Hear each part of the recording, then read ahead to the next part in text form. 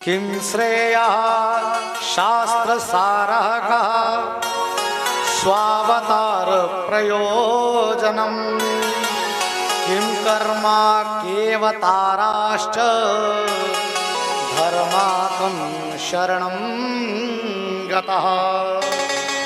पहला प्रश्न किया कि जीव मात्र का कल्याण कैसे होगा। हमें परमात्मा की कृपा से मनुष्य का शरीर मिल गया। अब मनुष्य का शरीर प्राप्त करके हमें हमारा कल्याण कैसे होगा, पहला प्रश्न। महाराज, हमारी भी इतनी आयु हो गई, अनेक शास्त्रों को हमने पढ़ा, लेकिन अभी तक शास्त्र पूरे नहीं हुए। अनेक शास्त्रम बहुलाच विद्या अल्पश्च कालः बहुविघ्नताया। शास्त्र अनेक हैं, विद्याएं अनेक हैं, और आयु थोड़ी है, छोटी सी आयु है, और उसमें भी विघ्न बहुत है।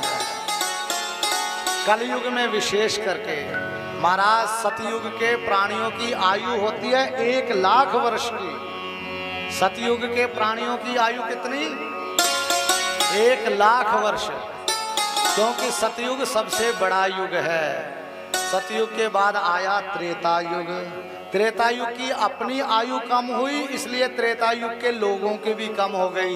पीछे से एक जीरो कम कर दी, कितनी बची? 10,000 वर्ष।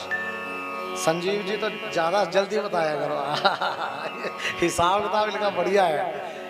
10,000 वर्ष की आयु थी त्रेता युग के लोगों की, और जैसे ही त्रेता के बाद द्वापर आया, द्वापर की अपनी आयु कम हुई, इसलिए द्वापर वाले लोगों की भी कम हो गई, एक जीरो कम हो गई। कितनी बची?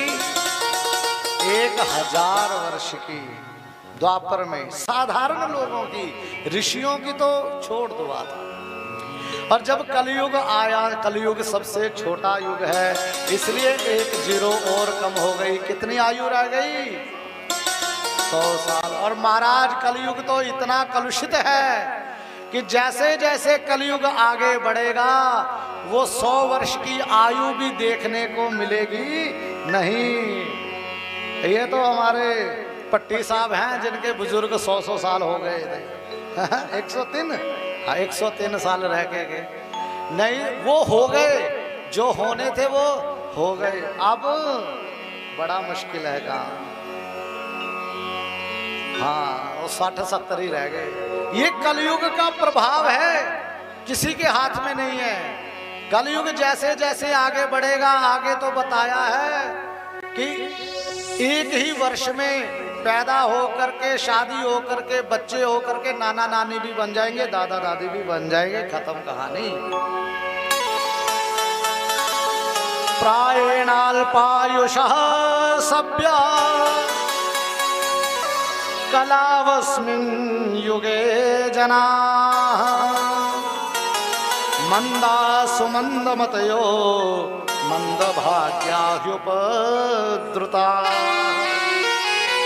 इसलिए अनेक शास्त्र हैं, अनेक विद्याएं हैं, आयु कम है, विघ्न बहुत ज्यादा है। एक भजन गाते हैं आप लोग कि विघ्न बहुत है, काम भी बहुत है। सबसे बड़ा काम है दिन का, सबसे बड़ा काम कौन सा लोगों को? हमारे गुरुदेव कहते हैं संसार में दो तरह, एक जीवन का सबसे जरूरी काम लगता है, एक दिन का जरूरी काम लगता है। जीवन का जरूरी काम है शादी हो जाए, शादी हो गई, अब जो होना है होता रहेगा, काम खत्म है, रोटी पानी चलता रहेगा, काम धंधे चलते रहेंगे।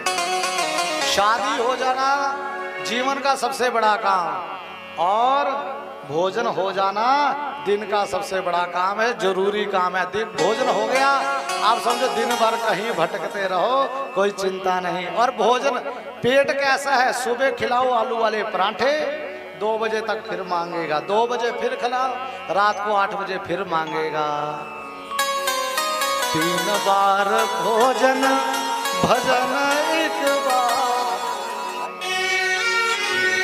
3 बार भोजन करते हैं हम दिन में, और भजन केवल एक बार, और एक बार भी जरूरी नहीं है कि हो ही जाए, उसमें भी आते हैं झंझट हजार।